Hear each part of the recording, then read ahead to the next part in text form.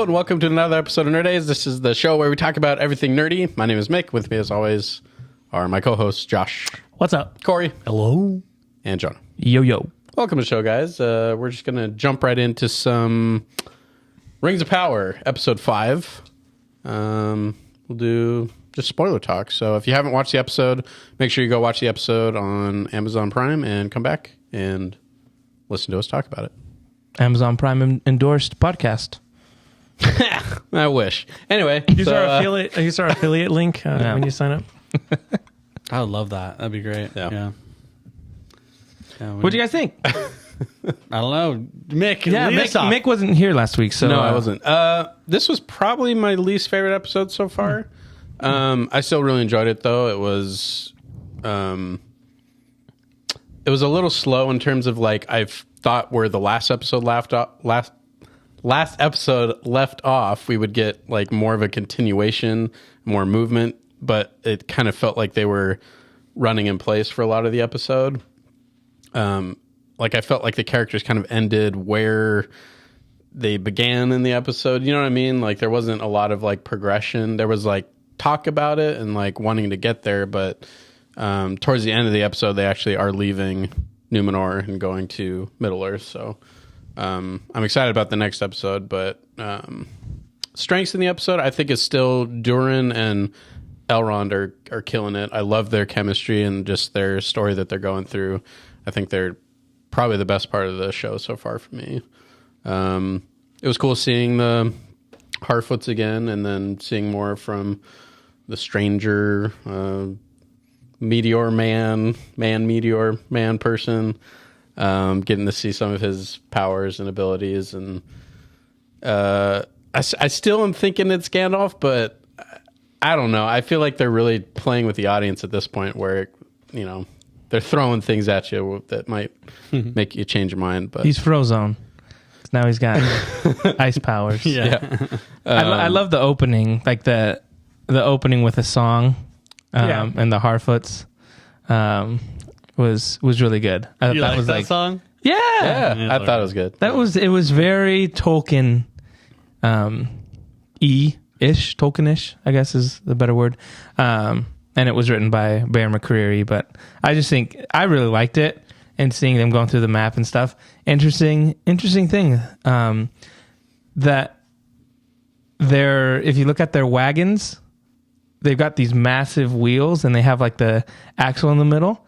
The doors to their hobbit holes become their wagon wheels, because it's a big thing when what's the lead Harfoot? Sadok, he says they're telling them take their wheels. That's kind of a thing. I'm like, what if when they get to the Shire and they decide not to be nomads anymore, they use their wheels as their hobbit holes? Yeah, that would be pretty cool. We're calling it here. You heard it here first. But yeah, I loved how it opened. I thought that was really good. And we had talked about missing the Harfoot storyline, I think, last episode. Although many in my circles, many people I know, disagree with us on that. They don't like the Harfoots at all. Well, But they're wrong. bad opinions. But they're wrong. What did you not like the song? It was fine. It was just kind of like, it was fine. It wasn't anything special for me. I wasn't like, oh, dude, that's so sick. It was like, I've been listening to that on repeat. Yeah? Yeah, I bet. Just in the car, you just kind of just bump into it. Yeah. Is that out on the like the? It's on the soundtrack. It's on the soundtrack, yeah. Okay. Yeah. I mean, I thought the episode in general was pretty good. It wasn't my favorite one, but it was still good. What is that guy with the white hair? Do we know his name? I can't remember his name. Adar. Mm-hmm. I'm That stuff was interested. cool. I'm interested to see what happens with that and with him, because I think they're kind of revealing a lot of stuff, and I wonder how many people think that is Sauron, Sauron. Yeah. I'm interested to see. I wonder. I wish they took like weekly polls on like, who do you think is who's who? Sauron? Yeah, who's Like, Sauron? No. who's the number one suspect for Galadriel. Sauron? Yeah, Galadriel. But no, I think what they're doing is good, because we talked about this with several different series before this, but like in general, we're on episode 5. And so they have to plant all the seeds, like the final seeds that then will be carried on to the last like 3 episodes. Yeah. And it needs to be a build up. And so I saw this as not a filler, but like it's a necessary like episode to set up further plot points. But yeah, no, I thought it was all right. It was still a good episode. I really loved. Yeah, I loved Duran and his stuff. But yeah, what do you think, Josh? I agree. I think for me, I wanted us to get to Middle Earth. I feel like we left at a good spot. I don't think we advanced the plot like you're saying, Mick. We kind of ended in the same place that we're like, oh, we're headed off to Middle Earth. But I think we got a lot of like fill in of like character motivation. I like seeing the stuff with Farazan where he's like telling his son, like, stop being such an idiot, dude. Like, why would I turn away ambition, basically? He's like, we're going to have these people in Middle Earth that are going to owe us and we're going to get tribute from them. So I liked that side of things, like seeing what his motivation is in all of it. They also did a lot of like callbacks to like the Silmarils and stuff like that, and like little hints and stuff to different things from the past, at least. Yeah. So that's cool. I like that scene with Mithril and the Balrog, and thought that was cool how that was done. So that's one of those. Did you hear? That's one of those things that people are upset about, and even for me, like, it's probably the one thing in this show so far that's like, well, that's completely made up, Right. kind of a thing. There's no textual basis for it, right? With the story of it being like an elf warrior and a Balrog, and then the light from one of the Silmarils is in the tree, right? And that's what creates Mithril. So that's all made up. And I saw a lot of people was like weird. It took me a while. Like, I think it caught me off guard because I was trying to get like, how are they making the connection of the Silmaril to Mithril? Like, I didn't quite understand that. So like, as soon as it was the aspect of soon as it was over, I was like, let me watch that scene again because I want to understand what they're saying. But I think it actually works for me. I know there's a lot of people that are like upset about it, but it works for me in the aspect that I think people assume whatever somebody tells you in a show is the truth. Right. So if a character if a character says, this is how Mithril was created and we need it because we're decaying. Like, I don't necessarily believe that's the truth. Like, he even says he could be wrong. He even says, he's like, or Elrond's even like, oh, it's apocryphal. Like, and he's like, no, just recite it to me, kind of a thing. It's a legend. So I think what's going on is, I think Gil-galad's an unreliable narrator in this case. So they're telling us this myth that would exist, and I would imagine that there's probably a bunch of myths that people have created about like these type of things, because they want to explain where are the Silmarils, kind of a thing. So I think for me, it works in that sense that I think Gil-galad is, he's seeing the decay of the tree. He even said, he's like, oh, I sent Galadriel away hoping that it would fix it, but it's not fixing it. And so I think he's kind of grasping at straws to say, like, how are we going to fix this problem? And I think it might be possible that Sauron might be in the background already. Like, I was going to say that. Planting the seed with Celeborn. Because I get the sense with Celeborn, too. Oh, I think so, too. I think he's manipulating Elrond with this whole thing about, well, your father. Like, it seems like a nice moment, but part of me is like, I wonder if he's manipulating him because he wants Mithril also. So I wonder if there's a explanation behind the scenes of like, Sauron's already moving. He's like, I want Mithril, so I'm going to tell them like, hey, there's this decay on the tree. Yeah. The only way to fix it is to get Mithril, which is, they make this connection to the light of the Silmarils that is, the only way, it's the light of the Valar that's going to shine on them and stop the decay. The only other way to get that is by going over to Valinor, and they can't leave Middle Earth because everything else will go to crap, basically. Yeah. So I wonder if there's that kind of aspect, which I would really like if they kind of explain that away. But yeah, it's a controversial moment, I guess, if you want to call it, for people that are super into lore, because it doesn't have a basis in text. Right. But I like what it brings out in the story. It's also creating kind of like a tension between the elves and the dwarves. Right. Like a future tension for sure. So I don't want to spoil the show, but I already have it all figured out. So okay. So spoilers ahead. Sauron's already been, like Josh is saying, he's already been in contact with the elves and stuff. In episode 1, the first thing you're introduced to Elrond, and the elf lady comes up and she's like, sorry, you can't you can't Only elf lords. you can't be in the meeting today. Only elf lords. Yeah. So I think in a few episodes, we're going to get a flashback to that meeting, and that Sauron was at that meeting. He tells them about the decay and stuff, right? He plants the seed about Mithril. He plants the seed about you got to get rid of Galadriel because he knows she's after him. She's the only one. So that's why they have this meeting. She gets sent off. They're doing this whole thing. And that's where if he's at the meeting there, he can put a decay in on the tree. So then I just think that's kind of what's going to be happening, where he's already, we don't know what character it is yet, but I think he's already been moving and stuff. And we're going to get that reveal later. Because I just think that's an interesting way to start your first thing with Elrond, is like to say, oh, there's a meeting, but it's not for elf lords. It's, you're not allowed to be there. So it's like, and that's the whole thing, even with the forge. Like Sauron's there, Mithril, build a forge for the rings. I think that's already been introduced. Right. And we're going to find out that reveal later, that's already been happening, and he's already manipulating people. And I think if I were to guess my money right now, who Sauron is, it's Halbrand, because he could have manipulated them to be like, oh, send Galadriel away, and then conveniently be following Galadriel there to ensure that she leaves. When she jumps ship, then that's when he's like, oh, I need a way to get close to her. Because in the episode where they're in jail, he basically says what Sauron's plan would be, right? Where he's like, you get close to them, and right, then give them control over what they fear, and then that whole thing. So right now, that's where my money is on percentage wise. I think there could be something else, but I think that's going to be revealed that Sauron's already been manipulating all the aspects. I guess I have a problem with that, because there's so many times, or maybe not so many, but there are instances where Galadriel could have died, and he jump in the ocean to save her. But isn't that he does pull her up on the raft. Isn't that the best way to kind of get close to your enemies? But at that point, why not just let her Because die? then he has no entrance into other things with her. Like what? Well, he needs to manipulate Numenor and stuff like that, but he's not done with the elves.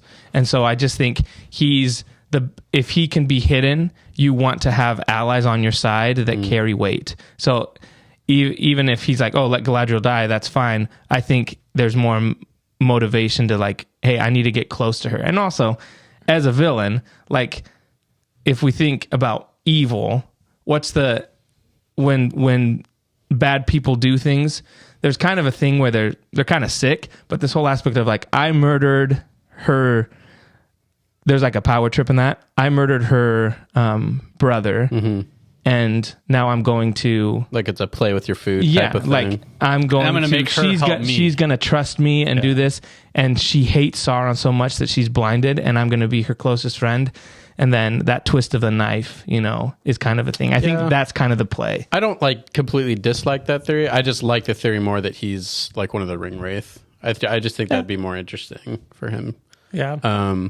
Another thing that didn't really work for me, and it was just a small line, was the almost S word. That just felt really out of place. Do you guys remember that? I think it was at the table. I laughed at it. I don't know. What part was that?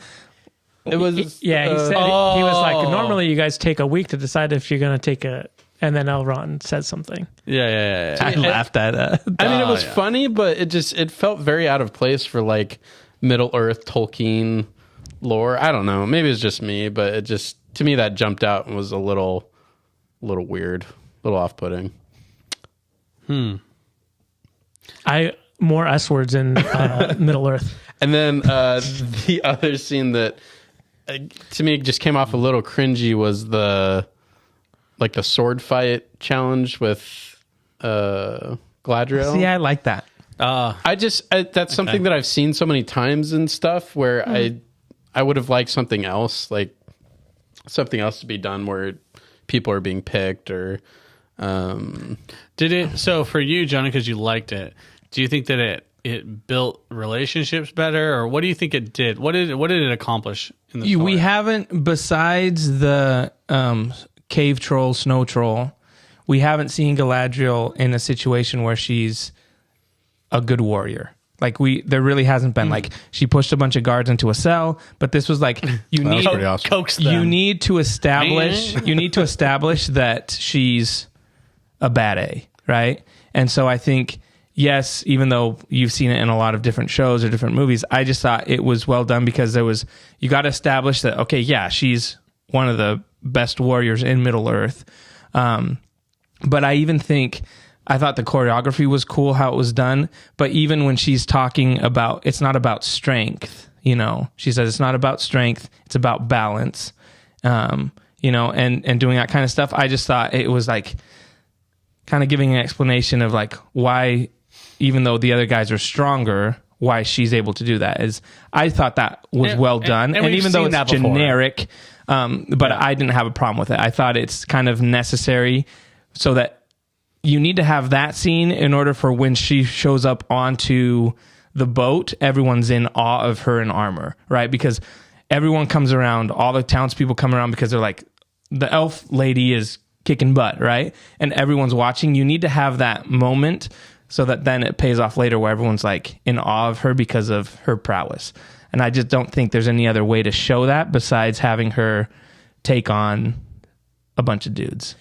Yeah, I think, and I would much rather have it the way that, I didn't, it's not like I loved it or hated it. It was just like, oh, okay, it was fine. But I'd rather have that than have her like, we have like a, whatever the Western movie is, and the one that they always do in Star Wars where they're teaching the villagers how to fight. Yeah. Like I'd rather have that than like a scene where she's like, hold your spear this way. It's like And, old and she's Western. like, you know what I mean? Yeah. I would have hated that. Because I'm like, we've seen it a billion times. At least this was, I think, a different twist on it. And I think the choreography was really well done with the fighting and everything. Yeah, and how it they looked were good. using The sword fighting I was thought good. it looked cool.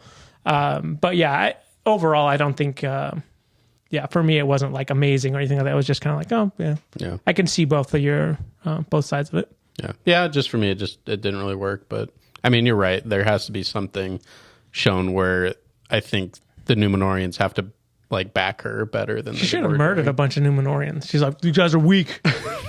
Well, Bring me some other stronger guys. I even just thought like because the Numenorians are like they're warriors too, So the fact that she's able to do that, but then I also liked even the whole thing like Elendil's like if you draw blood, you get promoted kind of thing, and the guy gets cuts her a little bit right at the end there, and I just thought that was kind of a better dynamic too because now you got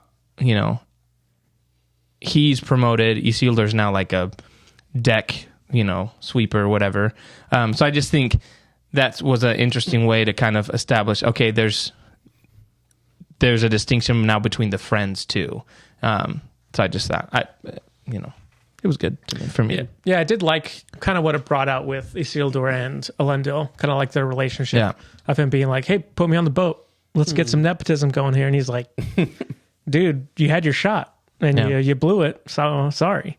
So I did like that kind of getting that father-son dynamic of not really like kind of like a hard father, I guess. Like he's hard on his son, and Isildur seems like he's kind of like used to getting away with stuff and like he's had multiple tries. I wouldn't say he's like a loser, but it seems like he's kind of like he doesn't have his he doesn't have his life figured out. he doesn't have like the guidance. He's a flip-flopper kind of a thing. And like all like teenagers would have where they don't know what they're doing. And I like that he's kind of like expecting like his dad to like, because we've seen his friends say it like, oh, Right. the only reason you're on the boat is because your dad put you there. So we are kind of seeing him having to try and earn his spot, which I think is kind of cool. And so they let him go on because he saves the son of the other guy, right? I'm not sure if that's, I don't know. Maybe, is that why? Maybe I missed the reason why he was eventually let on. I thought that was it, but I mean, their whole thing was fabricated because they both caught each other doing something. But that's what I thought it was. Maybe I'm wrong, but I don't know. Yeah, I think their dynamic is going to be interesting, especially when you look, into Lord of the Rings and you're like the War of the Ring, and it's Elendil that gets bashed, by Sauron, and then Spoiler. Isildur cuts his finger off. But I just think I like what the dynamic they're setting up. That they're not, their relationship is kind of fractured at this point. And to see that's an interesting arc that I want to see, is how their relationship develops, especially bringing in the older brother that they've talked about. So Yeah. I think that's going to be an interesting dynamic. And there's also an interesting dynamic with an added character, which is a sister. Yeah. And I'm not sure where she's at. It seems like she doesn't want Isildur to go, and that's why she's doing all this stuff. But I think obviously we know that in Numenor there's going to be those that rise against the elves, and there's that kind of stuff. And so I'm like, is she a part of that? Does she hate the elves for this reason, that Isildur's leaving and stuff like that? So I just think they're leaving some crumbs of things that I'm kind of interested to see what happens with it. So I like what they've set up so far. I had a question for you guys. We got our first look at the the cult of Morgoth people that go to the meteor. Some shit. Right. So Yes, that's Sauron. those were, everyone saw it was Sauron. Of course it wasn't. But here I saw someone make a video saying, are those, because there's 3 priestess ladies there, are those the 3 wolves that then attack them later? I think it would be interesting. Just because it was 3 and 3. Yeah, just because they're they get there and they're kind of trying to, obviously they're there. It doesn't seem like, I think they're trying to make it look like, oh, that's Sauron, and they're there to pick them up. I'm like, I think they're there to ensure that whoever landed is not a threat to Yeah. Sauron. And so I think, I don't know, I just think it's interesting after that scene that then they have the wolf scene, and there's 3 of them. So someone was just brought that up to say, could they be shapeshifters, and that's kind of their thing. I don't know if I really buy into that. What would the reason be for them to do that instead of just being themselves? To try Yeah. to kill the dude without showing up. I don't know. Yeah. Canonically, there are werewolves in Yeah, that's Lord what- of the Rings, and Sauron. Actually, Galadriel's brother dies at his tower, which is called the Isle of Werewolves. So he gets killed by werewolves, which is why you see scratches on him. And then also Baron and Luthien, he gets his right, his arm bit off by a werewolf Right. that had the Silmaril. So it would make sense canonically if they tie it together. I don't know whether or not they would. I think it'd be kind of a fun thing if they did it. But yeah, I don't 100% think that's the case, because then they would be. I don't remember what the timing was, because they showed them Yeah. and they've already left, right? pretty big distance. Yeah, but the timing, the show's timing is kind of everywhere. They Like can we run- don't know they how can it's, run much faster in their. we don't know wolf how form. They caught how up long to 'em. time has passed, because how long has it? There's things that happen where there seems to be time jumps. We don't really know if this is it's been 3 days. It's probably been more like several months. So I think that's an easy. You think so? You think it's been several months? Yeah. Because my biggest thing is because Yeah. that You hear how he said that to me? yeah, Hey, man. They go I in- was just asking a question. Elrond gives him they show Elrond the plans for the forge, the tower. Yeah. He goes talks to Durin, and then the next episode there's a massive chunk of it built. So I think that is to tell you several weeks to months have passed since the dwarves started helping the elves build this thing. I think that wouldn't happen in a couple days. I don't think so either. So that's what I Yeah. think. It's been time's showing it's been a few months, or even the orcs. How long have they been building those tunnels? It's not something that just happens in a few days. It's been, so I just think that I would go for it's been several months that we're seeing what's happening. No, they don't say it. So, and there's no On the bottom it should say. They have yet to say any times. Yeah.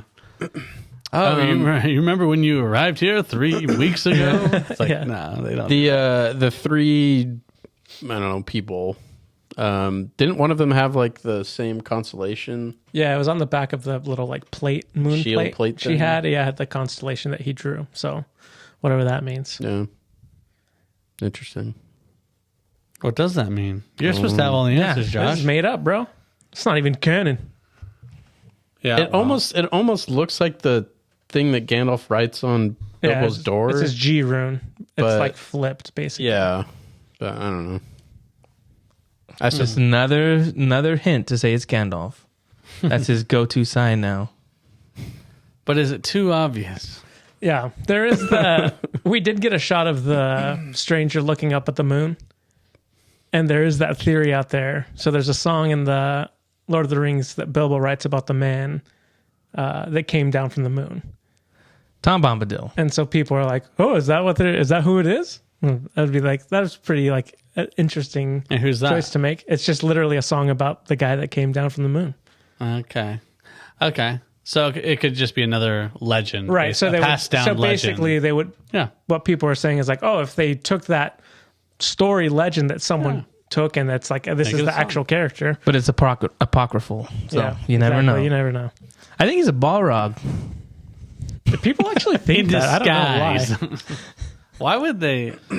What? That doesn't Yeah, I make any don't know. sense. people are just guessing like any option Yeah. at this point. Oh, he's an ent. Just so Because somebody's Balrogs right. were humans, right? Or not humans, but they were like They're the same as Gandalf. They're Aren't they Maiar. Maiar? right. But Yeah. because they went to Sauron's side, they turned into Balrogs, right? That's the form they took because they went to the dark side, basically.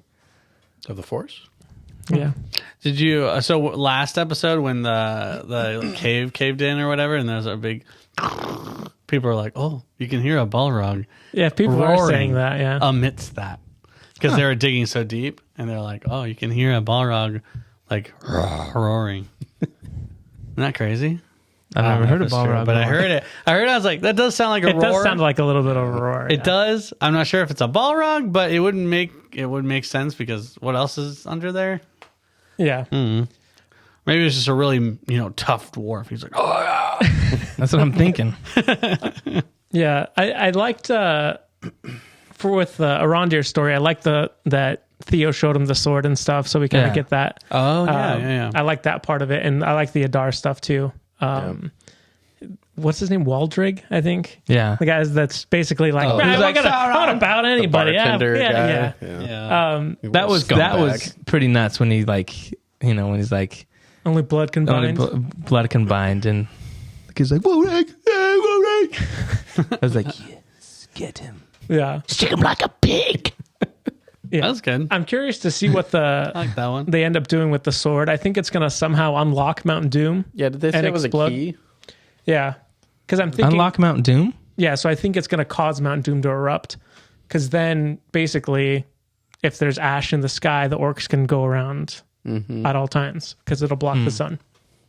So I think that's where we're headed with that storyline. I think they're going to try and make somehow, whatever reason they can make this key somehow makes Mount Doom erupt, and it's going to change the landscape. That way, the orcs they can actually be out at all times. But we'll see. That was a cool scene when he was like, give me your hand, and he how does it feel? I'm interested about Adar because he's like, he wants to destroy this, I don't Bro, know. something His happened. motivation, he wants Bro. to be a god. He wants to It's cover the interesting. earth in darkness or Middle Earth in Yeah. darkness. Yeah, I'm curious to see because also you get the whole he maybe looks like he's mad that he got called Sauron, which people are like, well, technically Sauron's the Elvish name for him, and it's technically a bad word, it's not a nice name. The S word? Yeah, basically. See, there are other Plenty S of words in S-words. Tolkien. Sauron. So if he is Sauron, he wouldn't be like Waldrig's yeah, Sauron. He's like, dude, that's not my name, dude. What are you doing? But it might just be someone else that's I'm not Sauron either. But yeah, the Adar stuff, I'm interested. That scene where he's talking about, oh, I'm not gonna. He's like, I wish you could feel the sun like I do. Yeah, that was. Yeah. Yeah, I thought that was really cool. Yeah. Something happened to that guy. The bad stuff, dude. Yeah. Yeah, bad breakup. Well, we should find out here pretty soon. Yeah. I mean, I hope so. Probably. I hope so too. Yeah. There's only 3 episodes left. Yeah. First season. Do we know when the second season? They It's just supposed to come announced this out, week or- that they start filming the second season next month. Cool. So maybe next year. So take that. I mean, prime. Maybe. I don't think so. Not Probably this year. 2024, maybe. Well, the reason this one took so long is because of COVID. Because they were literally in the middle of COVID and they were locked down in New Zealand. They couldn't do anything. Well, it's not like they're writing. I mean, they might be writing some script stuff, but they have like they're already everything laid out. Yeah. So So I think it's just the filming. And they did announce, because people thought that they were leaving New Zealand for good and moving to the UK. But they did announce that they're still filming in New Zealand, and then they're doing filming in the UK, in, I think, Scotland. So people were excited about Scottsdale, Arizona. that too. yep. You heard it here first. Yeah, right. I'm looking forward to more. Yeah, Love me the too. show. Yeah, it seems like it's gone by really quick. Yeah. But I've been really enjoying the show so far. Cool. Well, that's it. There you guys have it. That's the 5th episode of Rings of Power. Tell us what you guys thought in the comments below, and we'll be back here for the next episode, and hopefully some awesome reveals happen in that next episode. But we'll see you in the next one. See ya. Bye.